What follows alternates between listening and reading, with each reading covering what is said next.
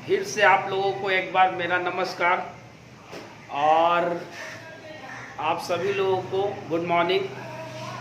Virat classes के YouTube channel में आप लोगों का स्वागत है। और आज हम आप लोगों को अगला वीडियो लेकर आए हैं जिसका नाम है गुप्त साम्राज्य। तो नाम है गुप्त साम्राज्य, तो गुप्त साम्राज्य के बारे में सारी जानकारियाँ हम आपको देंगे। तो आप सुनिए और समझिए और बताइएगा लास्ट में कि याद होता है कि नहीं होता है। लास्ट तक जरूर देखिए वीडियो को, आपको सारा याद हो जाएगा। तो चलिए आज हम बात करते हैं गुप्त साम्राज्य की। गुप्त साम्राज्य नाम क्यों है इसका? इसलिए कि इस साम्राज्य की ज़्यादा जानकारियाँ बहुत जगहों पर उपलब्ध नहीं है, गुप्त है। केवल वायु पुराण में गुप्त साम्राज्य की जानकारी है। यानी कि जो 18 पुराण है उसमें वायु पुराण एक ऐसा पुराण है जिसमें गुप्त साम्राज्य की जानकारी उपलब्ध है। यानी कि वायु पुराण का संबंध गुप्त वंश से है, याद रखिए। वायु पुराण का संबंध गुप्त वंश से। वायु पुराण का संबंध किस वंश से है? गुप्त वंश से। जैसे आप आंध्र सतवाहन वंश का संबंध आप देखे थे, किस वंश से था? मत्स्य पुराण से था। ठीक उसी प्रकार गुप्त साम्राज्य का संबंध वायु से। वायु कैसा रहता है? गुप्त रहता है। वायु दिखता है? नहीं दिखता है। तो आप ऐसे भी ट्रिक याद कर सकते हैं कि वायु नहीं दिखता है, गुप्त रहता है, तो गुप्त साम्राज्य। कोई दिक्कत? कह रहा है गुप्त साम्राज्य का शासनकाल 240 ईस्वी से 550 ईस्वी तक चला। देख लीजिए, 240 ईस्वी से 550 ईस्वी तक चला। कहने का मतलब कि इनका शासन 240 से 550 यानी करीब करीब आप देख लीजिए 310 साल शासन चला। सोच सकते हैं कितना 310 साल इनका शासन रहा। गुप्त साम्राज्य में कुल 16 शासक हुए, याद रखिएगा। गुप्त साम्राज्य की अगर बात करें तो शासकों की संख्या तो 16 थी। गुप्त साम्राज्य में कुल कितने शासक हुए? 16 शासक। अगर आपसे कोई पूछे कि गुप्त साम्राज्य में शासकों की संख्या कितनी थी तो 16 थी। कोई दिक्कत? अच्छा, कह रहा है कि गुप्त साम्राज्य के संस्थापक श्रीगुप्त को माना जाता है। तो सबसे पहले आइए श्रीगुप्त के बारे में कुछ बातें करते हैं। कह रहा है कि गुप्त साम्राज्य के संस्थापक किसे माना जाता है? श्रीगुप्त को माना जाता है। श्रीगुप्त का शासनकाल 240 ईस्वी से 280 ईस्वी तक रहा। 240 ईस्वी से 280 ईस्वी तक रहा। कोई दिक्कत? कह रहा है कि गुप्त वंश का शासन 240 ईस्वी से 280 ईस्वी तक रहा। श्रीगुप्त अपने आप को महाराज कहता था। यानी श्रीगुप्त अपने आप को क्या कहता था? महाराज। महाराज महाराज कहता। श्रीगुप्त अपने आप को क्या कहता था? महाराज कहता था। अच्छा, श्रीगुप्त जो था यह अपने आप को महाराज कहता था। इसका शासनकाल 240 ईस्वी से 280 ईस्वी तक रहा। कोई दिक्कत बाबू? अच्छा, कह रहा है कि श्रीगुप्त जो था इसने गुप्त वंश का स्थापना किया था और इसने गुप्त साम्राज्य की स्थापना 3री शताब्दी में किया था। श्रीगुप्त ने गुप्त साम्राज्य की स्थापना 3री शताब्दी में किया था। कितवीं शताब्दी में किया था? 3री शताब्दी। कह रहा है कि श्रीगुप्त ने गुप्त साम्राज्य की स्थापना 3री शताब्दी में किया था। कहाँ किया था? कौशाम्बी में किया था। कहाँ किया था? कौशाम्बी में। कोई दिक्कत आपको यहाँ तक? कह रहा है कि गुप्त साम्राज्य की स्थापना श्रीगुप्त ने कौशाम्बी में किया था, 3री शताब्दी में किया था। यह अपने आप को महाराज कहता था। इसका शासनकाल 240 ईस्वी से 280 तक रहा। गुप्त साम्राज्य के संस्थापक श्रीगुप्त, इनका शासनकाल 240 ईस्वी से 280 ईस्वी तक। यह अपने आप को महाराज कहता था। श्रीगुप्त ने कौशाम्बी में गुप्त साम्राज्य की स्थापना किया था और यह 3री शताब्दी में किया था। मगध के मृग शिखन मंदिर का निर्माण भी श्रीगुप्त ने करवाया था। मगध में एक मंदिर है, मगध का मृग शिखन मंदिर का निर्माण, मगध का मृग शिखन मंदिर का निर्माण श्रीगुप्त ने करवाया था। याद रखिएगा, मगध के मृग शिखन मंदिर का निर्माण श्रीगुप्त ने करवाया था। और श्रीगुप्त ने इसके लिए, इस मंदिर को बनाने के लिए जो खर्चा आया, इसके लिए इसने 24 गांव दान में दे दिया। कह रहा है कि मगध के मृग शिखन मंदिर को बनाने के लिए जो खर्चा आया उसके लिए इसने 24 गांव का किया, दान में दे दिया। कौन? श्रीगुप्त। और भारत में मंदिर बनाने की कला का विकास गुप्तों द्वारा किया गया, यानी गुप्त वंश के शासकों द्वारा किया गया। यानी भारत में मंदिर बनाने की कला का विकास, मंदिर बनाने की कला का विकास गुप्त वंश के शासकों द्वारा किया। कोई दिक्कत? इनका शासन कब से कब तक रहा? 240 से 280। ये अपने आप को क्या कहते थे? महाराज कहते थे। श्रीगुप्त मगध का मृग शिखर मंदिर का भी निर्माण करवाया था। इसके लिए जो खर्चा आया उसके लिए इसने 24 गांव दान में दे दिया। श्रीगुप्त कौशाम्बी में किया, श्रीगुप्त की 3री शताब्दी में किया, और मंदिर बनाने की कला का विकास गुप्त समय में हुआ। कोई दिक्कत? कह रहा है कि श्रीगुप्त 280 ईस्वी में मर गया। श्रीगुप्त का उत्तराधिकारी घटोत्कच हुआ, याद रखिएगा। श्रीगुप्त का उत्तराधिकारी घटोत्कच हुआ। श्रीगुप्त 280 में मर गया और इसका उत्तराधिकारी कौन हुआ? घटोत्कच हुआ। कोई दिक्कत? घटोत्कच का शासन काल देख लीजिए, 280 है तो कर से आगे होगा इसका, तो 280 ईस्वी से 320 ईस्वी तक रहा। घटोत्कच का शासन काल कब से कब तक रहा? 280 से 320 ईस्वी तक रहा। कोई प्रॉब्लम यहाँ तक?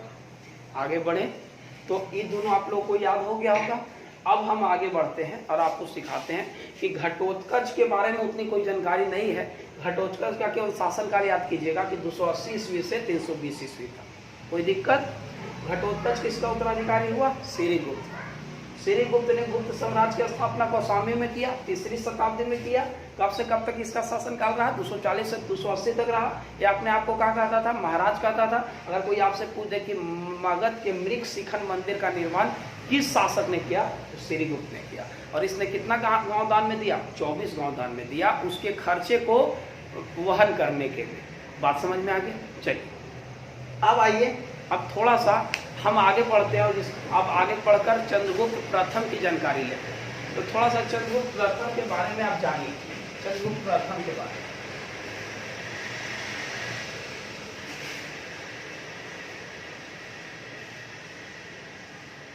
श्रीगुप्त में हम 2 शासक आपको बता दिए। पहला शासक कौन हुआ? पहला शासक हुआ श्रीगुप्त और दूसरा शासक हुआ घटोत्कच। अब गद्दी पर बैठा चंद्रगुप्त प्रथम।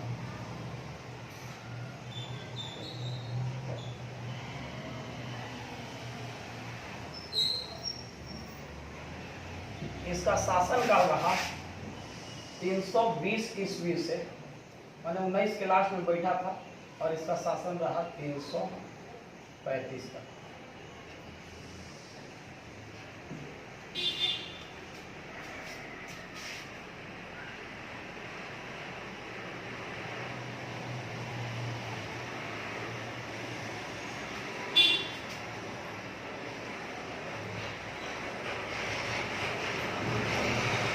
कह रहा है कि चंद्रगुप्त प्रथम का शासनकाल 320 ईस्वी से 335 ईस्वी तक रहा। कोई दिक्कत? यह अपने आप को चंद्रगुप्त प्रथम जो था यह घटोत्कच का उत्तराधिकारी था। किसका उत्तराधिकारी था? घटोत्कच का। और यह अपने आप को महाधिराज कहता था। यानी चंद्रगुप्त अपने आप को क्या कहता था?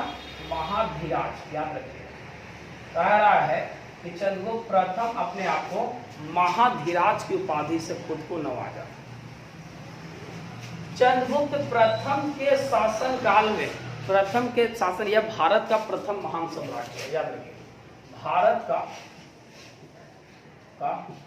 प्रथम महान सम्राट, प्रथम महान सम्राट।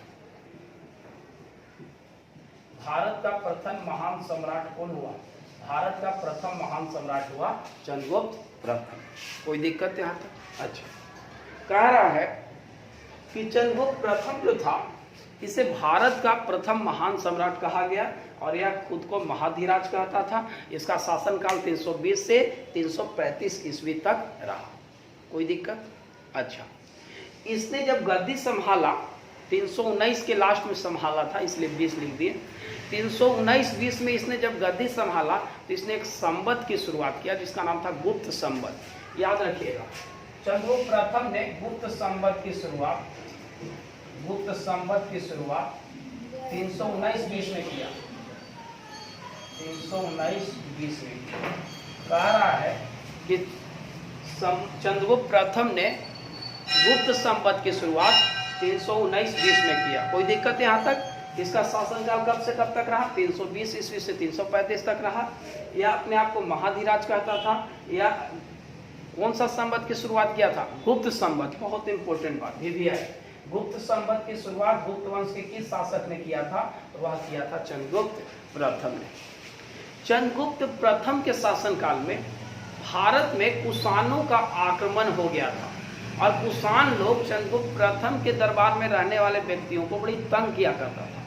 तो कुषाणों से जब तंग आ गया वहाँ की जनता, तो उसने चंद्रगुप्त प्रथम से मदद मांगा, और चंद्रगुप्त प्रथम ने उन्हें भारत से खदेड़ दिया। यानी कुषाण और क्षत्रपों को, कुषाणों को एवं क्षत्रपों को इसने भारत से क्या किया? खदेड़ दिया। कौन? चंद्रगुप्त प्रथम ने। चंद्रगुप्त प्रथम ने कुषाणों को भारत से खदेड़ दिया और क्षत्रपों को भारत से खदेड़ दिया। कोई दिक्कत? चंद्रगुप्त प्रथम अपने आप, चंद्रगुप्त प्रथम का विवाह कुमार देवी के साथ हुआ, याद रखिएगा। चंद्रगुप्त प्रथम का विवाह किसके साथ हुआ? कुमार देवी के साथ। चंद्रगुप्त प्रथम का विवाह किसके साथ हुआ? कुमार देवी के साथ। यहाँ तक कोई दिक्कत? अच्छा, यह भारत से किसको खदेड़ दिया? कुषाणों को और क्षत्रपों को। यह अपने आप को क्या कहता था? महाधिराज कहता था। यह गुप्त वंश का तीसरा शासक था, घटोत्कच का उत्तराधिकारी था। यह 320 में बैठा, 335 तक रहा। चंद्रगुप्त प्रथम गुप्त संवत की शुरुआत किया था। इसने मगध से प्रयाग तक के क्षेत्रों को जीत लिया था, याद रखिएगा। कहा रहा है कि जो चंद्रगुप्त प्रथम था, इसने मगध से जीतना शुरू किया, और मगध से लेकर प्रयाग तक के क्षेत्रों को इसने जीत लिया। चंद्रगुप्त प्रथम ने भारत के मगध से लेकर प्रयाग तक के क्षेत्रों को इसने क्या किया? जीता। कोई दिक्कत यहाँ तक? या किसका उत्तराधिकारी था? घटोत्कच का। यह भारत का प्रथम महान सम्राट हुआ। इसका शासनकाल 320 ईस्वी से 335 तक चला। यह अपने आप को महाधिराज कहता था। गुप्त संवत की शुरुआत किसने किया था? चंद्रगुप्त प्रथम ने। कब किया था? 319-20 में। इसने मगध से प्रयाग तक के क्षेत्रों को जीता था। इसकी पत्नी का नाम कुमार देवी था, और यह भारत से कुषाणों एवं क्षत्रपों को खदेड़ दिया था। इसने कुषाणों और क्षत्रपों को भारत से क्या किया था? खदेड़ दिया था। कोई दिक्कत यहाँ तक? और इसका उत्तराधिकारी जब 335 में मर गया, तो इसका उत्तराधिकारी हुआ इसका पुत्र समुद्रगुप्त। तो अब आइए समुद्रगुप्त के बारे में हम कहानी पढ़ते हैं, तो थोड़ा सुनिए समुद्रगुप्त के बारे में। आइए समुद्रगुप्त के बारे में आप थोड़ा जानिए। कह रहा है कि समुद्रगुप्त को भारत का नेपोलियन कहा जाता है। भारत का नेपोलियन किसे कहा जाता है? समुद्रगुप्त को। इसलिए कहा जाता है भारत का नेपोलियन। नेपोलियन इसे कहा जाता है क्योंकि यह एक योद्धा था, वीर योद्धा था नेपोलियन की तरह, इसीलिए इसे भारत का नेपोलियन की संज्ञा भारत के इतिहासकारों ने दिया। भारत के इतिहासकारों ने समुद्रगुप्त को भारत का नेपोलियन कहा था। भारत का नेपोलियन इसलिए कहा गया क्योंकि इसने आर्यावर्त के 9 राज्यों को और दक्षिणावर्त के 12 राज्यों को इसने जीता था। यानी दक्षिणावर्त के 12 राज्यों को और आर्यावर्त के 9 राज्यों को इसने अपने शासनकाल में, यानी टोटल 21 राज्यों को इसने जीता था। समुद्रगुप्त का शासनकाल 335 से 380 तक रहा, याद रखिएगा। समुद्रगुप्त का शासनकाल 335 ईस्वी से 380 तक रहा। इसे भारत का नेपोलियन कहा जाता है। इसने आर्यावर्त के 9 राज्यों को और दक्षिणावर्त के 12 राज्यों को इसने जीता। कह रहा है कि समुद्रगुप्त को कविराज कहा जाता था, याद रखिएगा। कविराज या विक्रमांक या महाधिराज, ये तीनों यह अपने आप को कहता था। याद रखिएगा, ये क्या क्या कहता था? कविराज कहता था, विक्रमांक कहता था, और अपने आप को यह महाधिराज भी कहता था। कौन? समुद्रगुप्त। समुद्रगुप्त भगवान विष्णु का उपासक था। यह किस देवता का उपासक था? भगवान विष्णु का उपासक था। समुद्रगुप्त भगवान विष्णु का उपासक था। समुद्रगुप्त के दरबारी कवि थे हरिसेन नाम का। इसने इलाहाबाद प्रशस्ति लेख को लिखा है। इलाहाबाद लेख को किसने लिखा है? इलाहाबाद का जो प्रशस्ति लेख है, इलाहाबाद का प्रशस्ति लेख को किसने लिखा है? हरिसेन ने लिखा है और इसमें इनकी कार्यों की विवेचना की गई है। किनकी कार्यों की? समुद्रगुप्त की। कोई दिक्कत? समुद्रगुप्त संगीत का प्रेमी था। यह चीज कैसे पता चलता है? तो इसके दरबार में जितने भी सिक्के चलाए गए उस पर बीना बजाते हुए इसे दिखाया गया है। यानी सिक्कों पर बीना बजाते हुए किस शासक को दिखाया गया है? समुद्रगुप्त को। सिक्कों पर बीना बजाते हुए किस शासक को दिखाया गया है? समुद्रगुप्त को। सिक्कों पर बीना बजाते हुए समुद्रगुप्त को दिखाया गया है। इससे पता चलता है कि समुद्रगुप्त संगीत का बड़ा प्रेमी था। संगीत का क्या था? प्रेमी था। कोई दिक्कत? समुद्रगुप्त के दरबारी कवि थे हरिसेन। याद रखिएगा, समुद्रगुप्त के दरबारी कवि कौन थे? हरिसेन। इन्हें समुद्रगुप्त को भारत का नेपोलियन कहा जाता है क्योंकि इसने आर्यावर्त के 9 और दक्षिणावर्त के 12 राज्यों को जीता। इसका शासनकाल 335 से 380 तक रहा। यह भगवान विष्णु का उपासक था। इसने कविराज, विक्रमांक, महाधिराज की उपाधि से खुद को नवाजा और सिक्कों पर बीना बजाते हुए इसे दिखाया गया।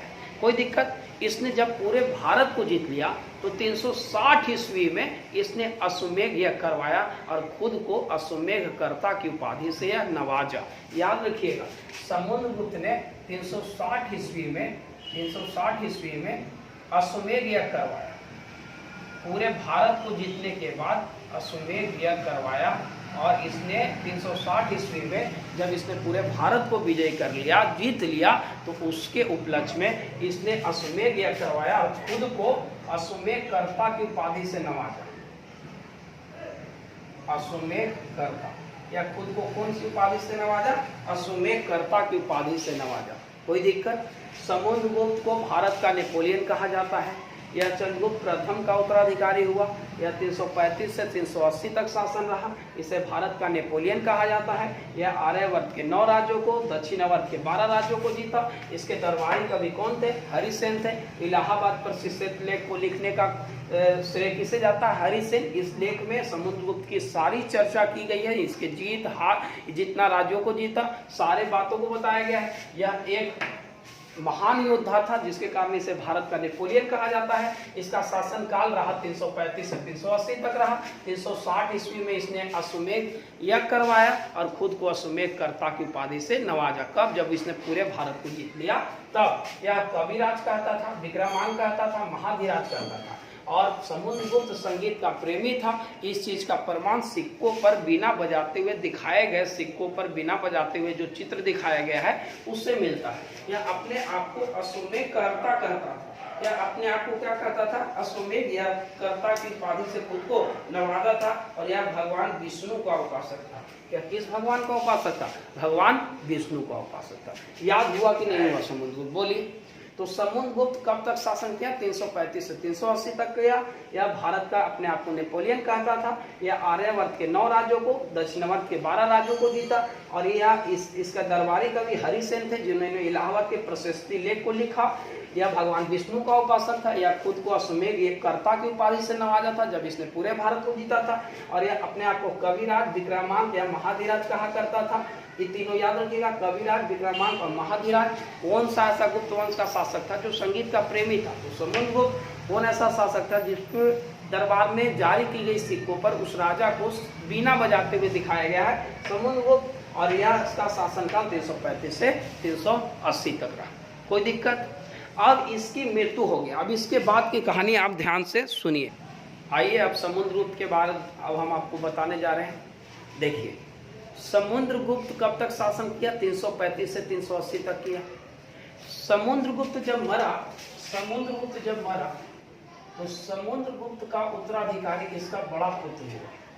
समुद्रगुप्त के मरने के बाद इसका बड़ा पुत्र गद्दी पर बैठा, इसका नाम था रामगुप्त। कह रहा है समुद्रगुप्त का उत्तराधिकारी कौन हुआ? रामगुप्त हुआ। समुद्रगुप्त का उत्तराधिकारी कौन हुआ? रामगुप्त हुआ। यानी समुद्रगुप्त जब मरेगा तो उसका बड़ा बेटा उसका उत्तराधिकारी होगा। तो उसका बड़ा बेटा कौन था? रामगुप्त था।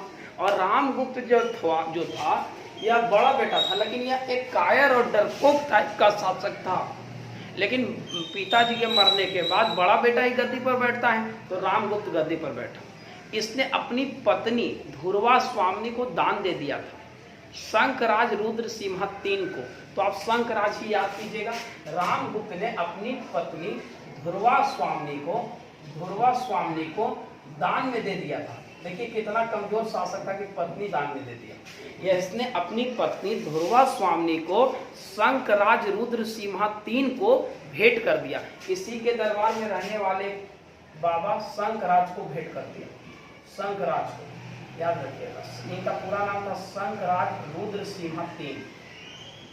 इतना आपको बार बार ना बोलेंगे, रुद्र सिम्हा 3 कह रहा है कि शंकराज रुद्र सिम्हा 3 को इसने क्या किया कि अपने पत्नी को दान में दे दिया। तो याद रखिएगा किसने? रामगुप्त ने। यह शासक बड़ा ही, रामगुप्त जो था वह समुद्रगुप्त के उत्तराधिकारी जरूर हुआ, लेकिन यह बड़ा ही कमजोर शासक था। अब इसका एक छोटा भाई था जिसका नाम था चंद्रगुप्त द्वितीय। क्या नाम था? चंद्रगुप्त द्वितीय। उसने सोचा कि भैया से पत्नी भी नहीं संभल रहा, राज का संभलेगा, इससे बढ़िया कि भैया को मार दो। और क्या किया चंद्रगुप्त द्वितीय ने? अपने बड़े भाई रामगुप्त का हत्या कर दिया। और रामगुप्त की हत्या करने के बाद चंद्रगुप्त द्वितीय गद्दी पर बैठा। चंद्रगुप्त द्वितीय क्या किया? गद्दी पर बैठा। याद रखिएगा, रामगुप्त की हत्या करने के बाद चंद्रगुप्त द्वितीय गद्दी पर बैठा और यह अपने आप को विक्रमादित्य या परम भागवत की उपाधि से खुद को नवाजा। विक्रमादित्य या परम भागवत, विक्रमादित्य या परम भागवत की उपाधि से यह खुद को नवाजा। कौन? चंद्रगुप्त द्वितीय। चंद्रगुप्त द्वितीय किसकी हत्या करके गद्दी पर बैठा? अपने बड़े भाई रामगुप्त को मार डाला। रामगुप्त बस 6-7 महीना रहा और इसको मार डाला। और इसको मारने के बाद चंद्रगुप्त द्वितीय गद्दी पर बैठा और इसका सिया विक्रमादित्य और परम भागवत की उपाधि से खुद को नवाजा। अब देखिए, जब इसने गद्दी पर बैठा तो सबसे पहले इसने हमला किया शंकराज रुद्र सिम्हा 3 पर। जब यह गद्दी पर बैठा तो इसने चंद्रगुप्त द्वितीय ने तो शंकराज रुद्र सिम्हा 3 से पर आक्रमण किया, उससे लड़ाई किया और अपनी भाभी यानी रामगुप्त की पत्नी को छुड़वा लिया और उससे इसने विवाह कर लिया। चंद्रगुप्त द्वितीय ने ध्रुवा स्वामिनी से विवाह कर लिया। कब किया? कैसे किया? शंकराज से पहले लड़ा और शंकराज से लड़ने के बाद जो रामगुप्त इसको दान में दे दिया था ध्रुवा स्वामिनी को, शंकराज को, उससे लड़ा और उससे उसकी पत्नी को, रामगुप्त की पत्नी को छीन लिया, यानी अपनी भाभी को छीन लिया और छीनने के बाद इसने विवाह कर लिया। किसने? चंद्रगुप्त द्वितीय ने। कोई दिक्कत? चंद्रगुप्त द्वितीय जो था इसने भारत से शकों को खदेड़ दिया था। चंद्रगुप्त प्रथम ने कुषाणों को खदेड़ा था, पीछे पढ़ा है आपको। चंद्रगुप्त प्रथम ने कुषाणों को खदेड़ा और इसने भारत में से शकों को खदेड़ दिया। कह रहा है इसने भारत से किसको खदेड़ दिया? शकों को खदेड़ दिया। और शकों को हराने के बाद उसके विजय के उपलक्ष्य में इसने चांदी के सिक्के चलवाए। इसने भारत से जब शकों को खदेड़ दिया तो उसके उपलक्ष्य में इसने क्या चीज के सिक्के चलवाए? चांदी के सिक्के चलवाए। याद रखिएगा, चंद्रगुप्त द्वितीय ने शकों को भारत से खदेड़ने के बाद इसने चांदी के सिक्के चलवाए। चंद्रगुप्त द्वितीय के दरबार में एक लेखक भारत आया था जिसका नाम था फाहियान। याद रखिएगा, एक चीनी यात्री फाहियान किसके शासनकाल में भारत आया था? बहुत इंपॉर्टेंट सवाल। फाहियान किसके शासनकाल में भारत आया था? फाहियान आया था चंद्रगुप्त द्वितीय के शासनकाल में। आपसे अगर कोई पूछे कि फाहियान किसके शासनकाल में भारत आया था तो आप उसको बोलिएगा चंद्रगुप्त द्वितीय के शासनकाल में। और चंद्रगुप्त द्वितीय के साथ ने शकों को हराया, उसके उपलक्ष्य में चांदी के सिक्के चलवाए। इसका शासनकाल 380 से 412 तक रहा। यह अपने आप को विक्रमादित्य या परम भागवत कहता था। इसने शंकराज को हराकर ध्रुवा स्वामिनी को अपनी पत्नी बना लिया। कोई दिक्कत? इसके दरबार में बहुत सारे लोग रहा करते थे, महत्वपूर्ण लोग। इसके दरबार में एक चिकित्सक रहा करता था, डॉक्टर, जिसका नाम था धनवंतरी। यानी इसके दरबार में चिकित्सक कौन था? अगर इसके दरबार के चिकित्सक की बात करें तो इसके दरबार का चिकित्सक था धनवंतरी। आज भी पूरी दुनिया में यानी भारत में धनवंतरी पुरस्कार दिया जाता है चिकित्सा के क्षेत्र में। याद रखिएगा, धनवंतरी कौन था? डॉक्टर था। किसके दरबार का? चंद्रगुप्त द्वितीय के दरबार का। और चंद्रगुप्त द्वितीय के दरबार का वह डॉक्टर था और इसीलिए आज पूरे भारत में धनवंतरी पुरस्कार चिकित्सा के क्षेत्र में दिया जाता है। कोई दिक्कत? अच्छा, इसके दरबार में एक लेखक उखक भी रहा करते थे, कालिदास, नाम सुने होंगे। अमर सिंह, नाम सुने होंगे, बैताल भट्ट, ये सारे वारामिहिर, ये सारे लोग रहा करते थे किसके दरबार में? चंद्रगुप्त द्वितीय के दरबार में। यानी चंद्रगुप्त द्वितीय के दरबार में कौन कौन रहा करते थे? कालिदास, कालिदास लेखक थे। अमर सिंह रहा करते थे, अमर कोश की जिन्होंने रचना किया है, अमर सिंह। फिर आपको रहा करते थे बैताल भट्ट, बैताल भट्ट, वारामिहिर, बैताल भट्ट, इतना ही रखिएगा, बैताल भट्ट रहा करते थे। और इसके दरबार में ज्योतिष शास्त्री भी रहा करता था, जिसको खगोल की बड़ी जानकारी था, इसका नाम था वारामिहिर। वारामिहिर किसके दरबार में रहा करता था? तो आप याद रखिएगा कि वारामिहिर रहा करता था चंद्रगुप्त द्वितीय के दरबार में। और कालिदास किसके दरबार में? चंद्रगुप्त द्वितीय के दरबार में। अमर सिंह किसके दरबार में? चंद्रगुप्त द्वितीय के दरबार में। बैताल भट्ट किसके दरबार में? चंद्रगुप्त द्वितीय के दरबार में। चंद्रगुप्त द्वितीय ने भारत से किसे खदेड़ा? शकों को खदेड़ा। शकों को हराने के उपलक्ष्य में इसने क्या चीज के सिक्के चलवाए? चांदी के सिक्के चलवाए। ये अपने आप को विक्रमादित्य या परम भागवत कहता था। इसकी पत्नी का नाम ध्रुवा स्वामी था और इसके दरबार के जो डॉक्टर थे उनका नाम था धनवंतरी नाम। कोई दिक्कत यहाँ तक? अच्छा, अब आगे बढ़ते हैं। चंद्रगुप्त द्वितीय की पहली राजधानी जो थी उज्जैन थी और इसने दूसरी राजधानी अपना पाटलिपुत्रा बनाया था। इसकी दो राजधानी थी, पहला राजधानी इसका उज्जैन था, उज्जैन था, और दूसरी राजधानी इसका थी पाटलिपुत्रा। इसकी दूसरी राजधानी कहाँ थी? पाटलिपुत्रा। याद रखिएगा इसकी दो राजधानी थी, पहला राजधानी इसने उज्जैन बनाया था और दूसरा राजधानी इसने कहाँ बनाया था? पाटलिपुत्रा बनाया था। दूसरी राजधानी कहाँ थी? पाटलिपुत्रा थी। और इसने भारत से किसे खदेड़ दिया? शकों को खदेड़ दिया। इसका शासनकाल कब से कब तक रहा? 380 से 412 तक रहा। इसने किसकी हत्या करके गद्दी पर बैठा? इसने अपने भाई रामगुप्त की हत्या करके गद्दी पर बैठा। और इसने शकों को हराने के उपलक्ष्य में क्या चीज के सिक्के चलवाए? चांदी के सिक्के चलवाए। समझ में आ गया यहाँ तक बात? अब आइए, कह रहा है कि चंद्रगुप्त द्वितीय का शासनकाल 380 से 412 ईस्वी तक रहा। इसको आप स्क्रीनशॉट ले लीजिए।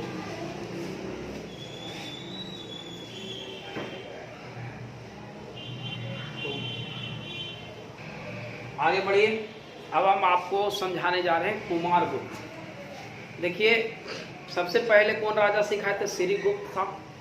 श्रीगुप्त का उत्तराधिकारी घटोत्कच हुआ। घटोत्कच का उत्तराधिकारी चंद्रगुप्त प्रथम हुआ। चंद्रगुप्त प्रथम का उत्तराधिकारी समुद्रगुप्त हुआ और समुद्रगुप्त का उत्तराधिकारी चंद्रगुप्त द्वितीय हुआ।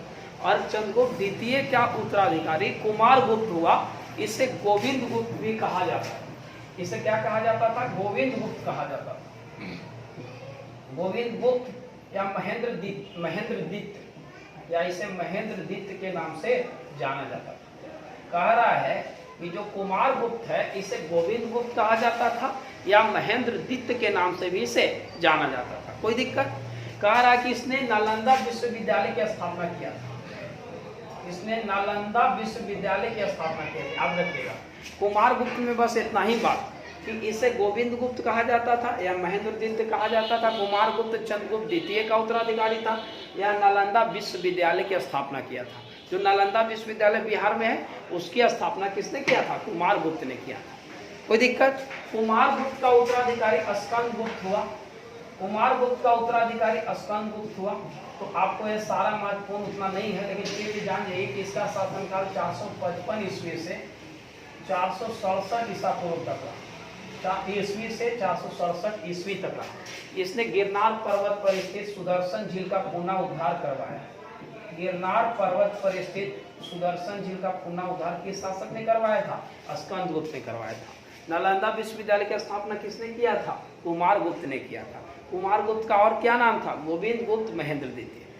अगर आपको कोई पूछेगा कि गुप्त वंश का अंतिम शासक का नाम बताइए, तो आप बताइएगा कि गुप्त वंश का अंतिम शासक था विष्णुगुप्त। गुप्त वंश का अंतिम शासक था,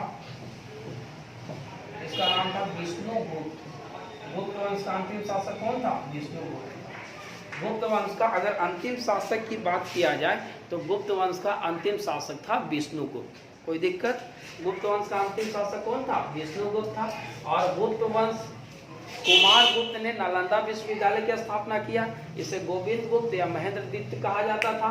कुमारगुप्त का उत्तराधिकारी स्कंदगुप्त हुआ, जो 455 ईस्वी से 467 ईस्वी तक रहा। इसने गिरवनार पर्वत पर स्थित सुदर्शन झील का पुनः उद्धार करवाया। कोई दिक्कत? अच्छा, इसका अंतिम शासक विष्णुगुप्त। अगर कोई आपसे पूछ देगा कि इसका अंतिम प्रसिद्ध शासक बोलिए, अंतिम शक्तिशाली या प्रसिद्ध शासक, अंतिम शक्तिशाली शासक, तो आप बोलिएगा भानुगुप्त। शक्तिशाली शासक बोलिएगा भानुगुप्त। अंतिम शक्तिशाली शासक बोलेगा तो बोलेगा भानुगुप्त। केवल अंतिम शासक बोलेगा तो बोलेगा विष्णुगुप्त, जो 550 ईस्वी में इसकी भी खात्मा हो गया। और यह अंतिम शासक था विष्णुगुप्त और अंतिम शक्तिशाली शासक था भानुगुप्त। कोई दिक्कत? नालंदा विश्वविद्यालय की स्थापना कुमारगुप्त। गिरनार पर्वत पर स्थित सुदर्शन झील का पुनः उद्धार स्कंदगुप्त की मृत्यु 467 ईस्वी में। कोई दिक्कत? अच्छा, इधर आइए। कह रहा है कि जो व्यापार का इनका महत्वपूर्ण केंद्र उज्जैन था। व्यापार का महत्वपूर्ण केंद्र, गुप्त वंश का व्यापार का महत्वपूर्ण केंद्र कहाँ था? उज्जैन था। उज्जैन इनका व्यापार का महत्वपूर्ण केंद्र था। और इन लोग जो राजस्व उतारते थे और राजस्व लेते थे, वो 16% से 25% के बीच लेते थे। याद रखिएगा, इनका भू राजस्व का जो दर था वह जितना आपको उत्पादन होगा उसका 16% से 25% के बीच लिया जाता था। याद रखिएगा, भू राजस्व की दर कितना था? 16% से 25%। और व्यापार का प्रमुख केंद्र कहाँ था? उज्जैन। कोई दिक्कत? पुलिस को ये लोग चाट एवं भाट कहा जाता था। चाट भाट, पुलिस को क्या कहता था? चाट एवं भाट। पुलिस को क्या कहता था? चाट भाट। अच्छा, व्यापार का केंद्र कहाँ था? उज्जैन। टैक्स कितना परसेंट भू राजस्व लेता था? 16 से 25% के बीच। और देश के शासक, देखिए, सबसे बड़ी इकाई देश था, सबसे बड़ी इकाई देश था। और उसके शासक को गोप्ता कहा जाता था। गोप्ता, याद रखिएगा, देश सबसे बड़ी इकाई था और उसके राजा को गोप्ता कहा जाता था। क्या कहा जाता था? गोप्ता। या गुप्त वंश के जो शासक हुए, इनकी भाषा थी प्राकृत। गुप्त वंश की जो शासक हुए, इनकी भाषा क्या थी? प्राकृत भाषा थी। सबसे बड़ी इकाई को देश कहा गया, उसी प्रकार सबसे छोटी इकाई को पेट कहा गया। पेट, सबसे छोटी इकाई को क्या कहा गया? पेट। बड़ी इकाई को देश कहा गया, बड़ी इकाई को देश कहा गया। देश के राजा को गुप्ता कहा जाता था। और याद रखिएगा कि चांदी के सिक्कों को रुपया का कहते थे। यानी कि गुप्त वंश में जो चांदी का सिक्का होता था उसे रुपया का कहा जाता था। अंतिम शासक बहुत इंपॉर्टेंट है, विष्णुगुप्त था। गुप्त वंश का अंतिम शासक विष्णुगुप्त था। इसको एक बार आप सुन लीजिए। व्यापार का प्रमुख केंद्र कहाँ था? उज्जैन। राजस्व का दर कितना परसेंट लिया करता था? 16 से 25%। और मुख्य इन लोग का भू राजस्व ही लिया करता था। पुलिस को क्या कहा जाता था? चाट एवं भाट। देश के शासक को क्या कहा जाता था? गुप्ता। राजकीय भाषा क्या थी? प्राकृत। सबसे छोटी इकाई क्या थी? पेट। और चांदी के सिक्कों को रुपया का कहा जाता था। आप इसका स्क्रीनशॉट ले लीजिए। और हम उम्मीद करते हैं कि आपको सारा याद हो गया होगा। अंतिम शासक कौन था? अंतिम शासक था विष्णुगुप्त। और संस्थापक कौन था? श्रीगुप्त। कब से कब तक चला? 240 ईस्वी से 550 ईस्वी तक चला। कोई दिक्कत? चलिए, उम्मीद करते हैं कि आपको याद हो गया होगा। और आप लोग खुश रहिए हमेशा और थोड़ा सावधानी से चलिए। एक दिन में सबसे ज़्यादा आज हम पेपर पढ़ रहे थे तो कोरोना का सबसे ज़्यादा केस कल आया है, तो आप इससे बचिए। थोड़ा सावधानी, मुंह बांध कर चलिए। जहाँ भी चलिए गमछा ले लीजिए, मास्क लगा लीजिए, लेकिन थोड़ा सोशल डिस्टेंसिंग का पालन कीजिए, नहीं तो बहुत दिक्कत हो जाएगा अगर हो गया तो। चलिए, आगे यहीं तक रखें। और बहुत बहुत धन्यवाद। आप लोग हमेशा खुश रहे। धन्यवाद। और जो लोग अभी तक चैनल को सब्सक्राइब नहीं किए हैं वह चैनल को सब्सक्राइब कर दीजिए।